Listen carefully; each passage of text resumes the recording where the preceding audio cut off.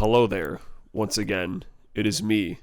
I have returned for the first time this year because I really messed up on the last episode, but it's okay because I didn't say anything the whole time. So here we are now. Time for yet another round of my stupid bullshit we're going to talk about today. But unlike your last episode, you have witnessed all three of my things this time. So we can actually have a real discussion unlike the last time, which was very unfortunate. But here we are now. And I'm Nick. And I'm not going to talk at all this episode. Yeah, that's right. This is a David episode, fuckers. This is me. It's my time. But yeah, it's I don't have any super crazy things like, Battle Network 2 that no one ever played. I forgot the kid's name is LAN. Like a LAN party. LAN. And Mega Man is .exe. Fucking crazy of the times, blooming of the internet. So Capcom was like, we're going to make a game where Mega Man is a NFT. Is his name .exe? It's Mega Man.exe is how he's known in the canon. Hi everyone. Welcome to episode 39 of the Too Bad We Didn't Get Into Cars podcast. My name is Nick Scarpin Auto. And I'm David Kabushi Cars, and today we are joined by the first of many Volkswagen sponsored episodes. Today featuring the Bus T2. I don't know, it's just a dumb looking bus, but It's from the 60s, I think. 1970. 1970. It's thematically appropriate, but not for way later. So just deal with it for now. Yeah, we're not going to spoil what we're talking about now, even though... shit, it's in the title. It's in the title. You already know God. It's like a thing from Resident Evil 7. So. Yeah. And from now on, all of our vehicles are going to be like that because you know what? We're men of integrity and we're men of thematic importance. And so everything that we do now is going to have a meaning. Fucking couch. I'm going to be squeaking. I don't know if you can hear that. But you probably can't hear it. Well, before we dive into all of your stuff, I want to say happy 2 weeks after Valentine's Day. How did you and Haley celebrate? Did you get lots of chocolates? I worked all day. Hell yeah, brother. Yeah. Because love is work. And if you're not ready for it, then don't get into a relationship, Nick. I mean, everyone out there that's not in a relationship right now. Well, that's fine. That's fine. My personal grievances aside with my own love life. What the fuck, Ryan? What the fuck? It's like my manager knows I'm in a relationship, and he decided to fuck me on Valentine's Day. What a cock. Without even asking. What a cock, dude. Yeah. Well, at least did you at least get to do a fancy dinner or a romantic getaway later? Went to Outback Steakhouse. Yeah, the most romantic steakhouse of all. Because, dude, we try to look up like what restaurants are doing like Valentine's Day stuff. Sure. And most of them don't do shit. Like other than some pizza places that do like heart-shaped pizzas. Yeah, that's true. A lot of places just don't do shit. Or like at least not around here. You have to go to the city to find places that do stuff.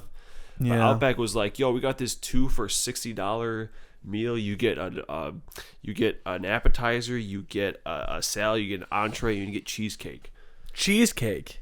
Yeah. Australian cheesecake? I don't know if it was Australian, but... Well, it's from the Outback, so it's got to be Australian. Oh, yes. Outback cheesesteak. Oh, yeah. Outback cheesecake. It's like Outback Steakhouse, but it doesn't sound anything like it. So I don't know why I said that. Well, I'm glad you got to enjoy the most romantic day of the year, at least. Man, I love love. I talked about it in the last episode. We're talking romantic comedies again, obviously. And we're actually hitting our quota. We're actually hitting both of our episodes within the month. I don't think we've done that in half a year. Yeah. Something like that. So I'm very excited. And Don't. I know it's only because we're hitting the last day of February, or what would be the last day of February, and we started late, and this is really our first episode after December, so we could have done this at any time, and instead we chose to. You know what? Stop judging us. Stop judging us. We're adult men that have adult men lives, and that's why I've been playing Persona 3 Reload nonstop for the past 2 weeks, and I finally got the girl that I like in the game to hug me. Which is... I'll never tell. Sorry, it's the only girl that you can hug early. It's Yukari. It's the main. It's the first girl you meet. She represents the lover's arcana, so of course people are gonna fall for her, because it's either her, the rich girl who has a terrible relationship with her parents and is very cold and stoic, or the really shy girl who is, cute in her own right. But we're not here to talk Persona girls. We're here to talk the one Persona girl that I got to hug, who also has a terrible relationship with her parents. That's just a theme in these games. That's what, as teenagers, you gotta find things that you can relate to and have in common. Yeah. And you hug it out, and you start developing a dependency for one another. And then you get into relationships really early on, and it takes you years of denying that you aren't compatible, but letting your pride get the best of you and staying in the relationship. It takes years of that before you're like, you know what? Maybe I need a break. I'm in college now. I want to experiment with other people, which is just a less mean way of saying I want to make out with other people, but I don't want to do it with you anymore because I'm going to go away to school. And that's Persona 6. It's not Persona 6. It hasn't even come out yet. Anyway, this is all the talking that I promise I'm going to do. Just like Grand Theft Auto 6 is just going to take forever to come out. Yeah. They're just suckling the teat of 3, 4, and 5 still. I love the meme. Oh my god, it's exactly like Persona. Oh my god. Grand Theft Auto might be American Persona. Sound off in the comment section below if you think. Well, they're both rated M. They both have romantic subplots that you have to do special missions to unlock. They're not similar in that way, Nick. They have guns. Grand Theft Auto and Persona are very different. You have guns. You can steal vans in Persona 5. It's just one van, and he's a cat. They got that. They got that in Grand Theft Auto 5, right? Yeah, definitely. The cat van. Definitely are into it. So that's what I've been doing, and that's how I spent Valentine's Day. Was playing Persona. I got a PS5. That's pretty cool. It, as far as graphically and how the games run, I don't know if it's just me. Obviously, I know it's better than the PS4. But did the graphics look that much better? Granted, I've only played an anime game so far. But I don't know, man. I've seen plenty of videos on the internet of people comparing like The Last of Us Part 2 remastered for PS5 and when it came out on PS4, and God of War. I think Ragnarok came out on both. No, it was just PS5. I don't think Ragnarok was on 4. But then it must have been the first God of War. And you look at them side by side, and certain games definitely have a difference. But for the most part, I feel like every new generation of video game console that comes out has less technological improvements than the last. Because when the PS1 and the PS2 came out, PS2 was so much better looking. It was all about graphics, and the graphics look so much better. Same thing when moving from Xbox to 360, and you played Gears of War on 360, and you're like, whoa, that's a real person. It's not whatever Final Fantasy was trying to do, But like, granted, there's only like graphics could only be so good. Yeah. Like, it would just kind of hit the point where it's like, all right, well, this is the peak. And now people are starting to be more drawn to games that have less good graphics. I think we're reverting. This has been for years now, where people they're whenever a new game comes out that everyone is talking about, it's not a big AAA EA title that, let's face it, most of them are not pay to win, but they're live service. And they have battle passes, and they have cosmetic items that you can buy, and the developers are like, people are going to play these for years, and we're going to keep them alive until, just like the Avengers game, people start to hate that model, and they drop it all together, and then Square Enix goes out of business.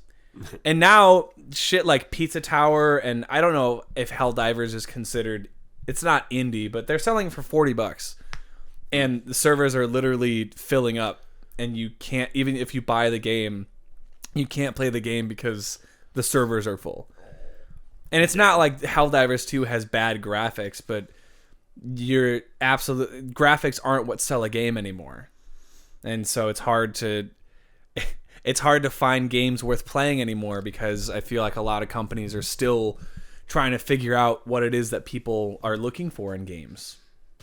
So, I don't know, maybe we'll find out when we start talking about your favorite game for today. Your number 10 favorite game of all time. We're just hitting top 10. But before that, we got a couple other things to talk about. Hit 'em, David. Yeah, so on the subject of rom-com still, it is my turn. Today we are talking about 50 First Dates.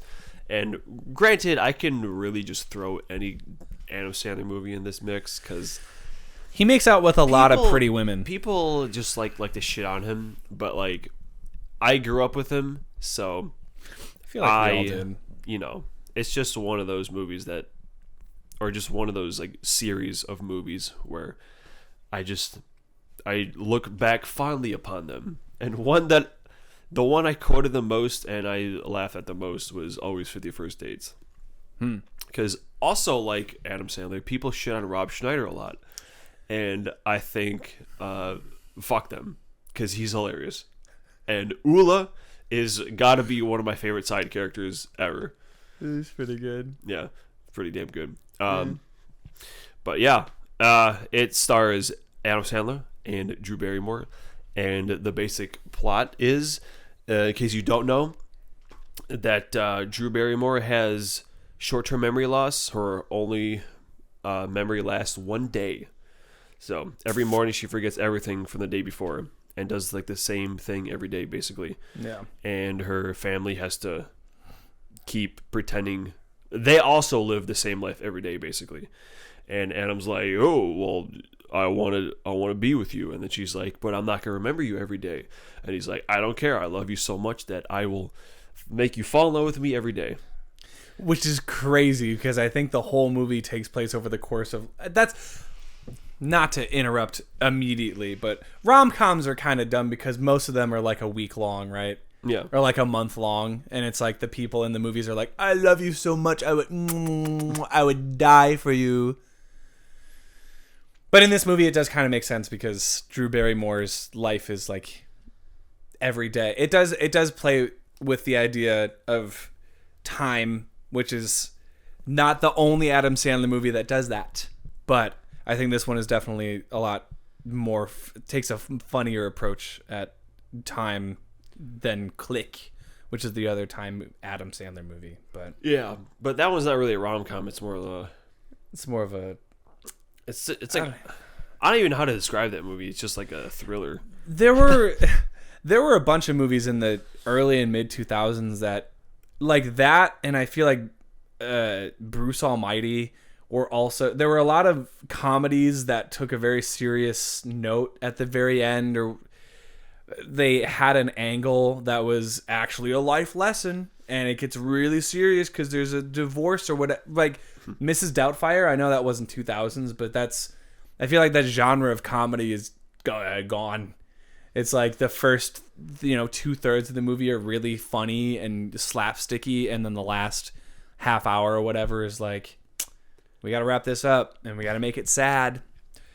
But how does this movie make things sad? I don't feel like it really gets super sad, right? It doesn't. I mean, there's the whole realization when she finds out, and the whole like accident replaying thing, and then the going to the doctors and be like, yeah, you're kind of fucked for life.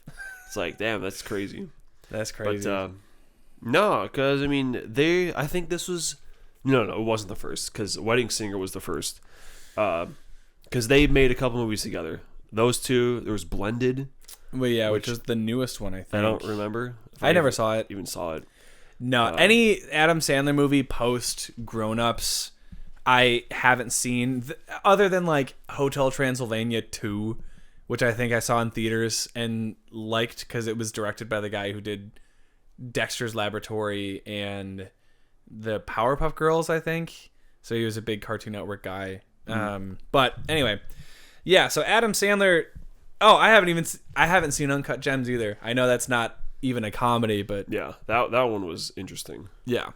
But anyway, yeah. So I remember we used to watch the hell out of Adam Sandler movies in this very house when we were growing up, and we watched 50 First Dates a bunch of times, but specifically there were a couple of parts in this movie that we would replay because that's how we watched movies when we were kids. Yeah, I know a lot of I think one of my favorite parts was the aquariums make me all super horny.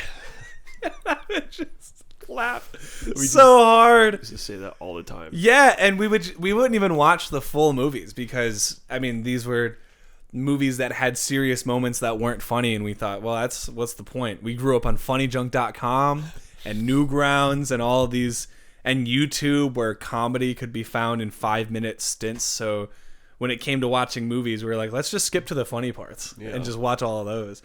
And there was the part where Ula, Rob Schneider, gets hit with a bat. Yeah, on the side of the road, and he does. What does he say to Drew? He says he calls her like a crazy whatever. Oh, you crazy bitch! As he's like running away. Yeah, I mean that's what I mean. Like, there's just so many good moments. Another really good side character. This is like one old dude that hangs out in the diner too. Yeah, and everything he says is gold. Where he's like, he tried to do the drawing bit because there's a lot of like pickup lines and like because there's a whole montage of him trying to like do something different every day. Yeah, and one of them he was like drawing something, and then she rejects him, and the dude was like, "Can I have that? I need something to wipe my ass with." And just like this, just one character, just like everything. He only has a couple lines, but they're all amazing. Like Creed from The Office. Yeah, basically. Then of course there's Dog, which just learned today that it's the Samwise from Lord of the Rings. I never even fucking knew it was him because he's actually like ripped in this movie, and like every other movie I've seen him in, like Stranger Things, like he's like fatter. Yeah, he's even in Click. He's in Click. Yeah, he was the other like stepdad who like comes in after him. Sure. And he doesn't look anything. He looks very different in this movie basically. Yeah. He's great. Yeah. Sure. The dad, which I can't remember his name, but he shows up in a lot of Adam Sandler movies because he always has like the rotating cast.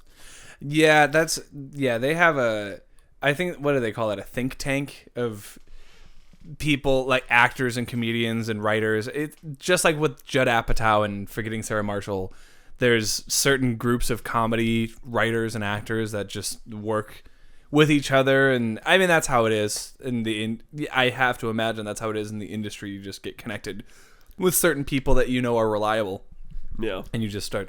But speaking of similarities with my favorite rom-com movie, they both take place in Hawaii. Oh yeah.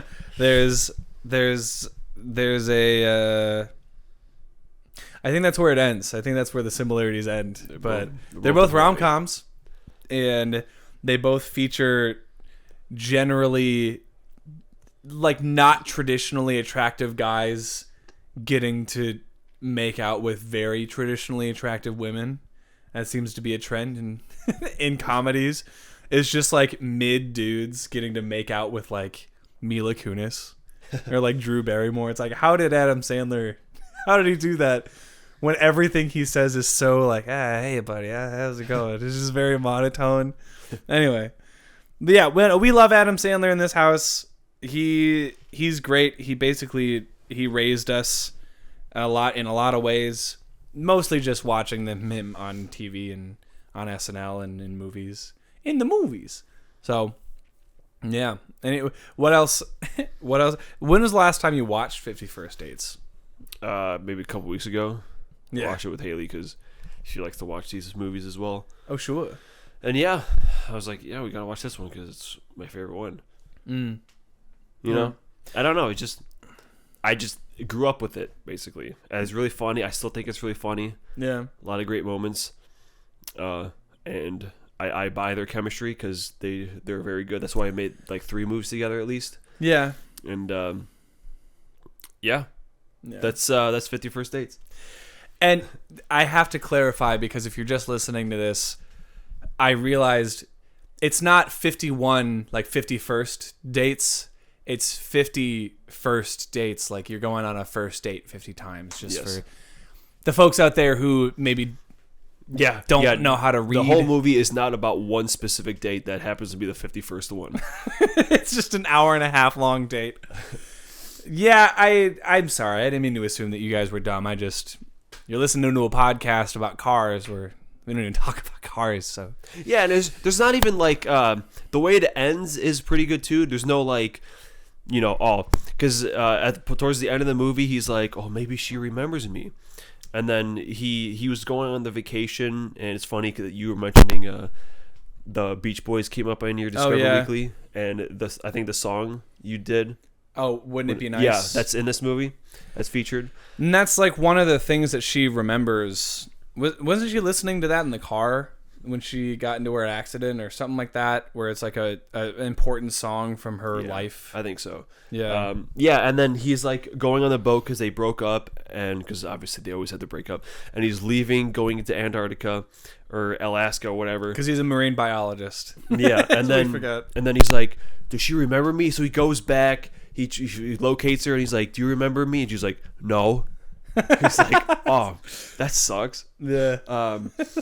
And then the doctor's like, yeah, you're not going to get your memory back. And because I feel like a lot of movies would be like, oh, she magically is fine now. Yeah. But no, it ends with them like fast forward like a year later or like 2 years later, and they're on the boat, and she watches like the same VHS of like, hey, we're married, by the way. You have a kid.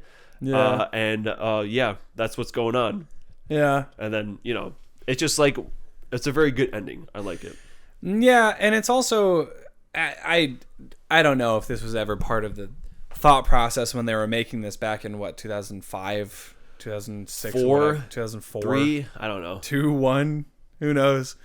But it is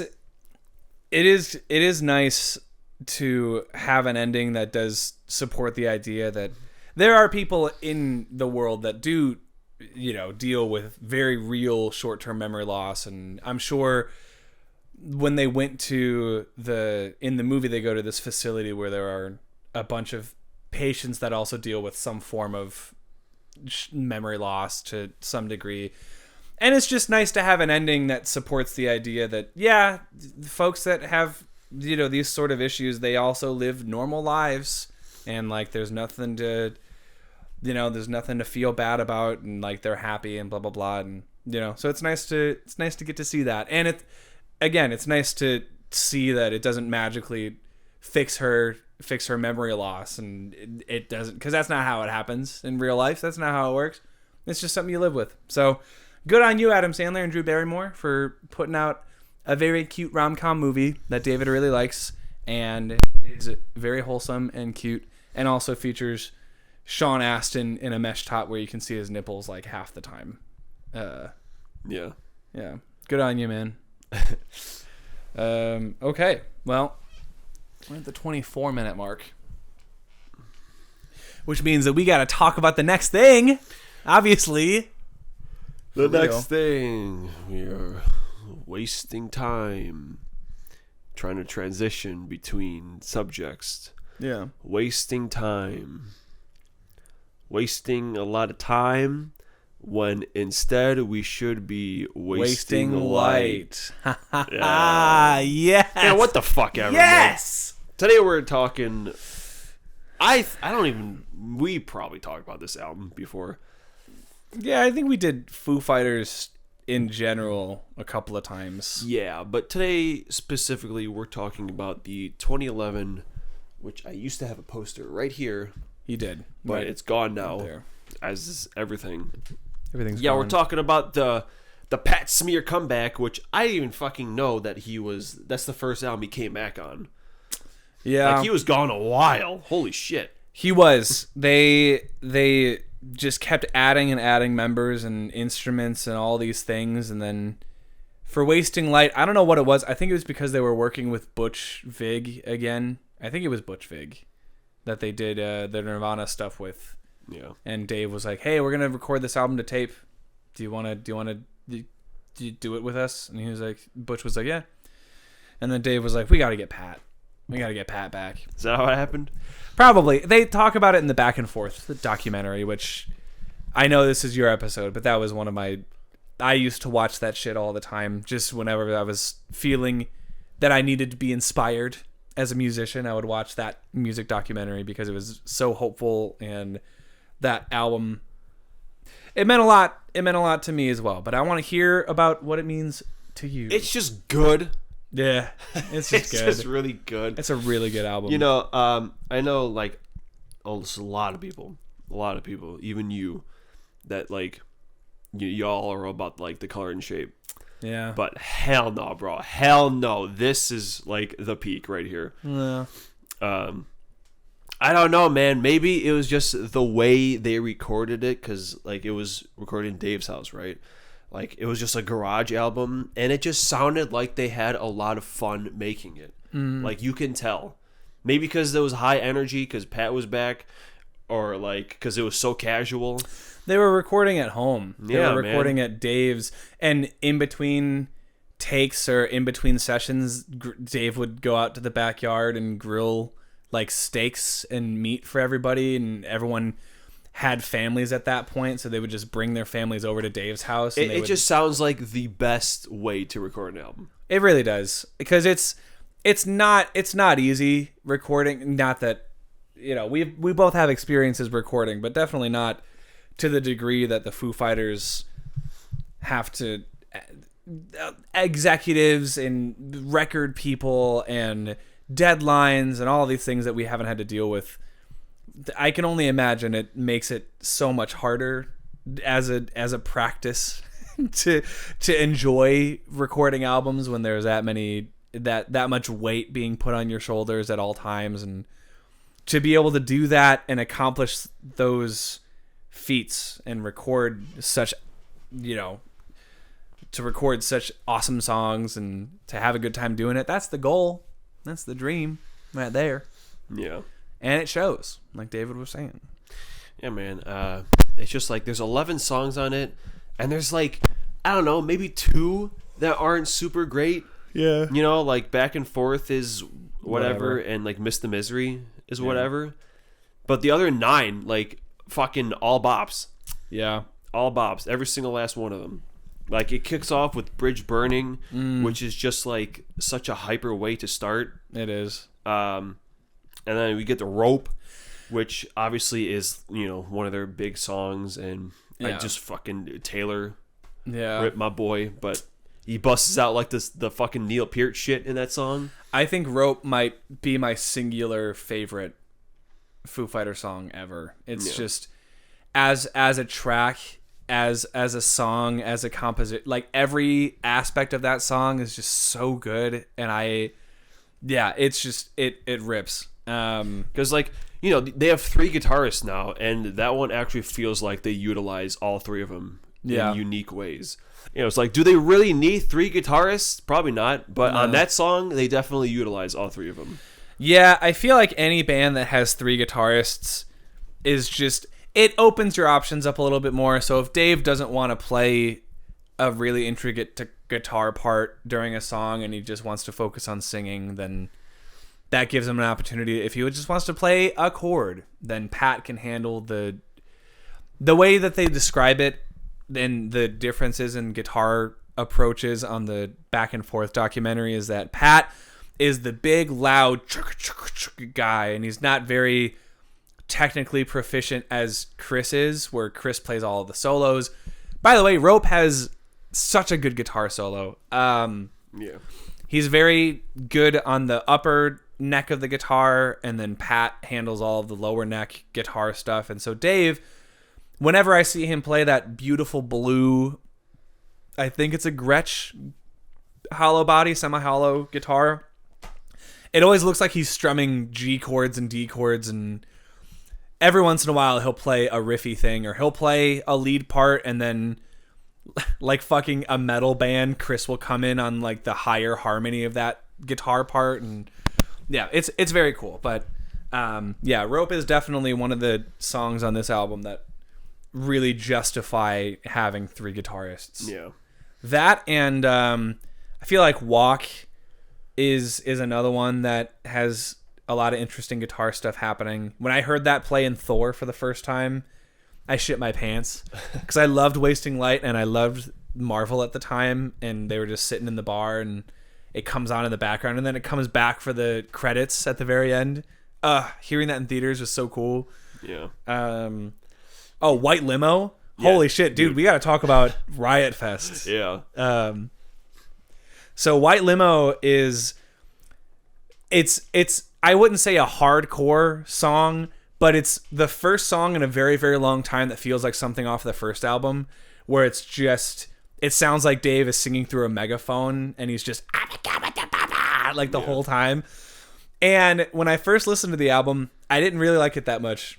I did not like that song. I think I deleted it from because I was using iTunes. Yeah, it's a very different song from the rest of the record. Yeah, but I went back and listened to it many years later because I found out the music video had Lemmy Kilmister, also rip Lemmy, and it was shot on VHS or on tape, like video, cassette tape footage, and he gets hit with a limo, and then like everyone in the band plays a character, and they get in the limo, and then they like hit Lemmy at the end. It's awesome. Right. Dude, they have so many good videos. They really do. The Walk one is great too. Yeah, he steps in shit. Yeah. He's just a business dude. Yeah, dude. But White Limo is like the 5th song on the album, and it goes so hard, and it's such a good song. And so flash forward, 10 years later, 12 years later after the album came out, we were at Riot Fest, which we went to go specifically see the Foo Fighters. They were headlining the Saturday night, I think, or Friday night, whichever one we went. Whatever. And it was my first time ever at a festival like that. We were relatively close. I think we ended up being 10 rows away from the front, and there were like hundreds of people behind us, which is crazy. And in the middle of the set, they start doing this bit where they play a minute of a song, and I think they played Enter Sandman, and they played was it an Iron Maiden song or Paranoid? They played Paranoid for a little bit, and then they're jamming out, and then Dave is like to the crowd, he's like, "What do you guys want to hear? Give me a song, give me a song, give me a song." And then one dude is like, "White Limo," and then Dave is like, "Someone say fucking White Limo? Are you fucking kidding me?" And then he looks back at oh my god, what's his name? The tour drummer. Well, he's permanent now. Oh, permanent now. Josh Freese. Josh Freese. He looks back at Josh, and Josh has never played that song before. They didn't rehearse it for the tour. And Dave is like, "I guess we're fucking doing this." And they played White Limo, I'm assuming for the first time the entire tour, and we got to hear it in Chicago because one person in the audience was like, "You want to hear White Limo?" And it was awesome. To that dude, man. Yeah, I did not think we were ever going to hear that song live, and we heard it, and it was just as good live as it ever could have been on record. Yeah, it was sick. Not White Limo. Wasting Light has one of the strongest collection of songs. Yeah, I'm talking Dear Rosemary. Always love the intro of that song. Yeah. Arlandria's fun as fuck. I liked Arlandria. Matter of Time is pretty fun too. These Days is like another one of their big ones. I remember at the time Dave Grohl, he had said in his opinion, the best song he's ever written was These Days. I don't know if that's changed in the last 12 years, but the good one. Then we have I Should Have Known, where they brought back Chris Novoselic. Yeah. And everyone's like, "Yeah, bro, that shit's about Kurt. Don't try." And Dave was like, "Nah, it's not about Kurt. Like, don't bullshit me." Yeah. I mean, if you hadn't had Chris Novoselic on that track, maybe you would have gotten away with it. But the fact that he was on that song. Yeah. And also Butch producing it, who produced Nevermind and In get Utero. the fuck out of here. That's just about fucking Kurt. Don't try to fucking cheap that. Yeah. God, what else? What are we missing? I think we mentioned all of them. I don't know. It's just a lot. It's just a lot of good shit. It's a lot of good shit. It hits really hard. I remember I walked into Best Buy, which is now closed, and I had pirated the entire Foo Fighters discography because I remember typing into Google, I said, what are the top rock bands today? Because I was sick of classic rock. I was sick of listening to AC/DC and Aerosmith and fucking, all those bands. And so I said, what are the top rock bands today? And people were like Red Hot Chili Peppers, The Strokes, fucking Muse. And then I saw the Foo Fighters. And hold on. It's coming. Nazdrovje. Great. Foo Fighters. And I saw their name. And I thought, I know a couple of their songs, right? So I looked up them on YouTube. And sure enough, My Hero and Everlong and Times Like These and Breakout and all these songs came up, and so I downloaded all of their discography and I listened to all of their albums and I listened to Best of You and I cried. And then I saw that they had a new album out. It was some ad on YouTube or some thing that they did on a late night show where they played Rope or some song from the album.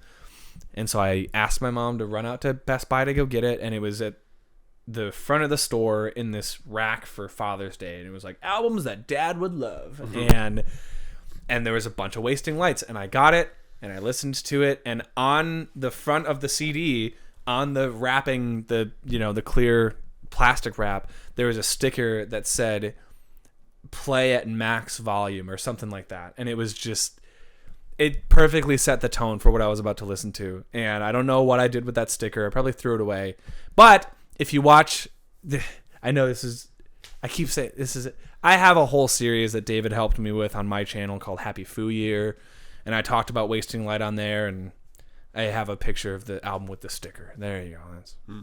That's it. So Nice. yeah, but it's really good shit. It's fucking goated album. It really is. It really is. And anyone who hasn't listened to it, if you're a Foo Fighters fan, what are you doing? If you're not a Foo Fighters fan, forget Everlong, dude. You know Everlong already. Listen to Wasting Light. Like this fucking dude. I had some moron come in on my Foo Fighters video. Yeah. And he commented like, I feel like the first Foo Fighters album was terrible and each one they've done has just gotten worse. Oh my god. And I was just like, why are you here? You know what I mean? Like, yeah. I fucking hate Linkin Park. You're not gonna find me on a fucking video ranking Linkin Park albums, right? And then I said that, he was like, "Well, just because you sounds like you just didn't like my comment." I was like, "Yeah, okay, well, you do you, bro." Yeah. Yeah, that guy's a dipshit because this fucking album kicks ass. Anyway, this album does kick ass.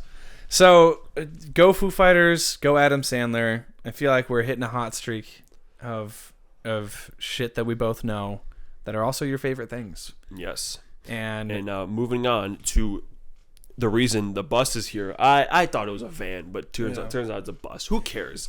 We're talking Resident Evil 7, which was another quarantine activity that we both took part in when we did our retrospective video, and also played all of the numbered entries except for 0 because we didn't care. And I still don't care. Still don't care about Resident Evil 0. So Resident Evil 7 is your favorite Resident Evil game. Yes. And it was the first one that you ever played? Yes. That's typically how it goes. That's typically how it goes. Do you remember, how did you find that game? I was hanging out with Josh. Shout out to Josh. Shout out. And because he was interested in getting it. And I remember because we were at his dad's house when he still lived over there. And so I drove him to the GameStop. He bought it. And then I saw, funny enough, an old coworker from Walgreens there. And we talked for a little bit. So that was amusing. Yeah. So we got back. We started playing the game. Because at this point, I never played a horror game because this was 2017. So I was just starting to get into it because I never was. Sure. Like even with like movies, this is around the time I actually watched Friday the 13th for like the first time. Nice. So yeah, I was starting my horror phase basically. And we started playing it and I was like, dude, this is really good. So after like 40 minutes or so, we went back to that GameStop, and then I bought it. And then, yeah, I played it, and yeah, the van. It's if for those of you who played it, you know the movie crew, like when the game starts. Yeah, there's like a documentary crew, and they have a van. So I was like, that's thematically appropriate. That's always side note. The best way to start a horror game is to start as characters that aren't the main characters, so that they stumble upon a scary thing and they die. Yeah. So that when you start playing as the actual main character, you go through the same setting. You're like, oh. Fuck, man, something bad's gonna happen here because I already know something bad happened here. People died here. Dude, straight up, when the molded, I remember because you go into that one room, yeah, and there's like the black shit on the wall, and then the first time one of it comes out with the molded, I was like, I left the room. I was like, I can't. Yeah. I was like shitting my pants. Yeah. And you know, just because once again that was the first horror game I ever played, so I wasn't used to that kind of thing. Yeah. It's kind of like that one Nakey Jakey thing, because I always fucking go back to him or shout Donkey. out Jakey. Yeah. But when he's talking about horror games, he was like, it's different than movies, because like when you're watching a movie, you can just watch it happen, but when you're playing a game, it's like now I have to deal with these things. Yeah. And then you know, it's just a whole different level of holy shit. Yeah, you're playing a horror movie basically. Yeah. And dude, I liked this game so much that when I finished it, I actually watched 4 fucking people, like YouTubers, play the goddamn game. Wow. I watched 4 fucking Let's Plays, and then I watched you play it. Right, which was my first time playing it, and also I don't think it was my first horror game, but it might have been. It might as well have been. I mean, you played Resident Evil 4, didn't you? Yes, like way before. And Resident Evil 4 was one of my favorite games for a very, very long time. I think that might have been my first horror game, and I think Resident Evil is a great series to if you're wanting to get into scary things. Like forget the fucking Five Nights at Freddy's. Forget all of the indie games that are jump scare city. Get yourself one of the Resident Evil games. I don't know. Maybe that's just me being ageist because all of the people that are into scary games now are like toddlers, and they watch YouTubers. I'm talking about my little sister, Gabby. If you're watching this or listening to this, no offense, but you got to play real horror games, man. You can't just keep watching videos about Huggy Wuggy. And it's not the same, buddy. I gotta get you on some real shit. Also, don't say shit. You're too young. Yeah, and you know this game was a big deal because you know Resident Evil 6 sucked a lot of ass. It sucked real hard, and I think it was like 5 years. Yeah, in between games, and like you could go back and watch like when they first revealed this game. Yeah, like the audience was like fucking flipping their shit. Well, because first of all, this is the first Resident Evil game, at least the first mainline Resident Evil game that takes place in first person. It's not third person like every other game has been. It's not behind the back. So no one was expecting it to be Resident Evil 7. They didn't show any zombies because there aren't really zombies in this game. It's a different type of enemy. It's the molded. And also, PT came out before this game did. I'm pretty sure. I'm 90% sure PT came out. And if you don't know what PT is, because they removed it from all shops on the internet on the game, but it stood for playable teaser, and it was supposed to be a Silent Hill game, and the teaser was directed by Hideo Kojima, who is known for Metal Gear Solid, and I think Guillermo del Toro also had a hand in the visuals or whatever of this teaser, but it went around the internet like wildfire because in just half an hour of playing this teaser, people had nightmares. It scared the shit out of so many people, and the fact that it was just a demo basically for a game that never came out. I think that really inspired Capcom and the people at Resident Evil to say, "Hey, this is what people are thinking are scary. This is working. Let's just run with that. We're not gonna make our protagonists invincible anymore.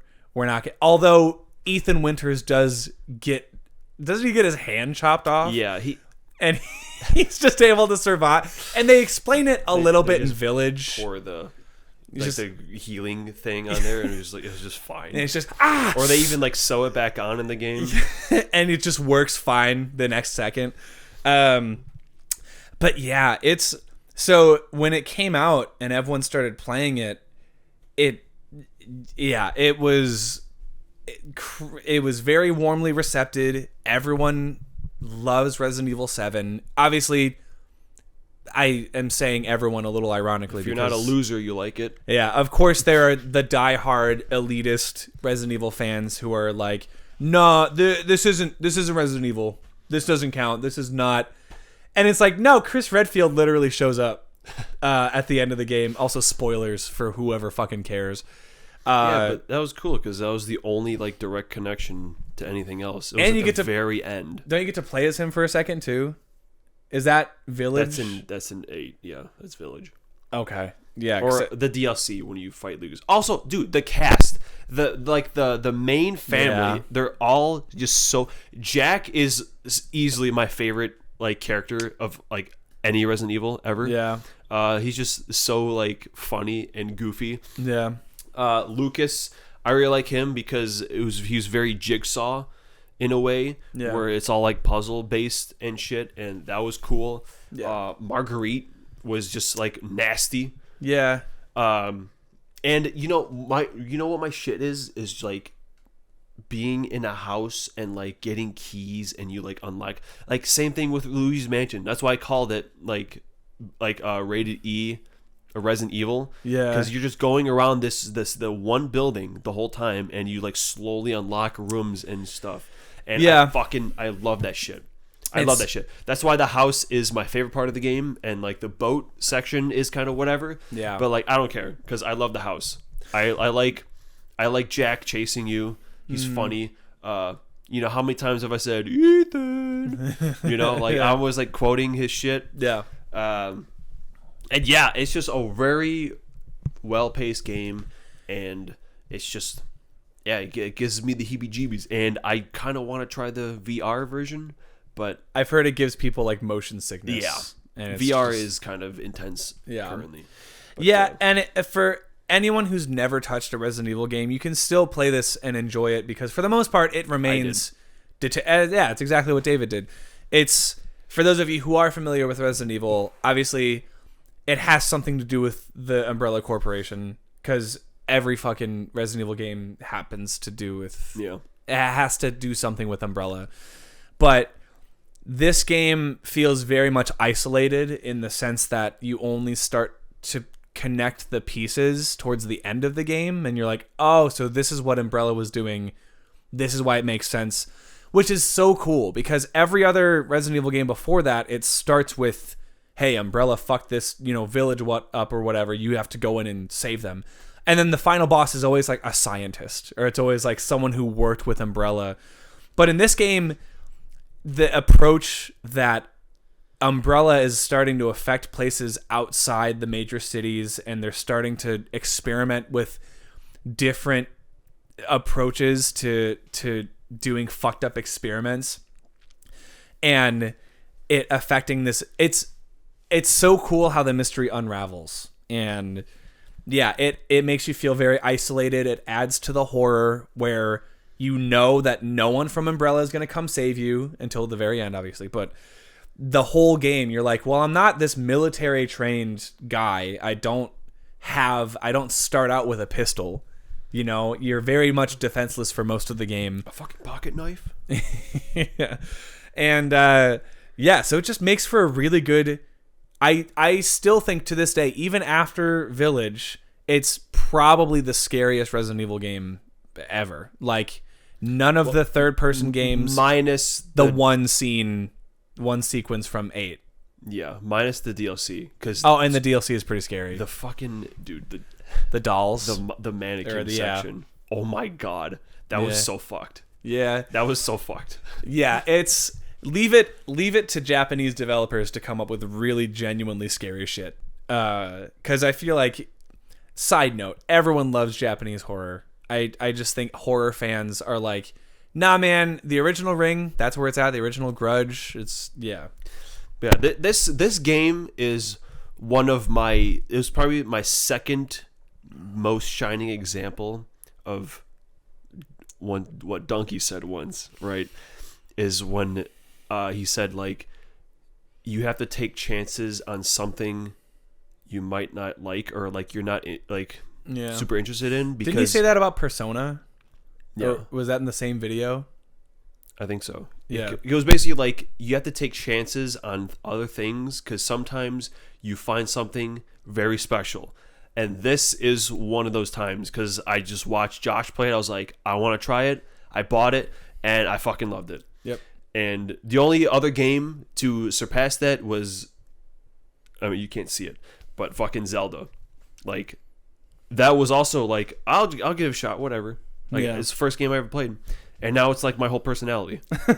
Yeah, it really is. So you can't see it, but off screen there are two big ass statues of Link and Zelda from Breath of the Wild. Yeah. And my man's is looking for the very last Korok seed in I'm getting it Tears tomorrow. of the Kingdom.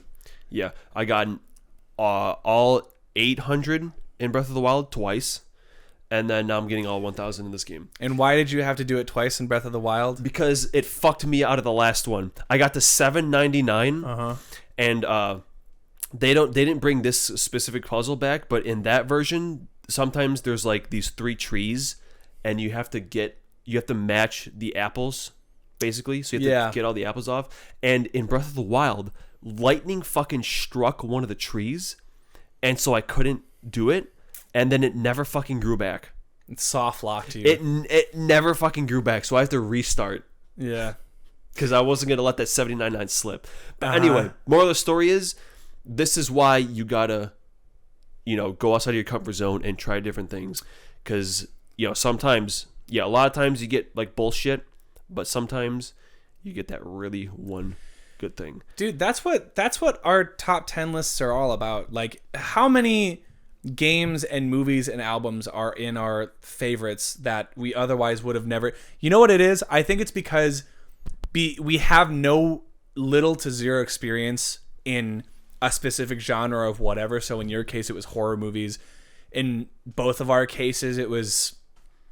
I mean, with Origami Angel, it was like pop punk for you. Yeah. And it's like you listen to this thing that is a part of this genre or part of this group that you're unfamiliar with, and it makes such a good first impression that you said it about Origami Angel. You were like, another Jakey reference.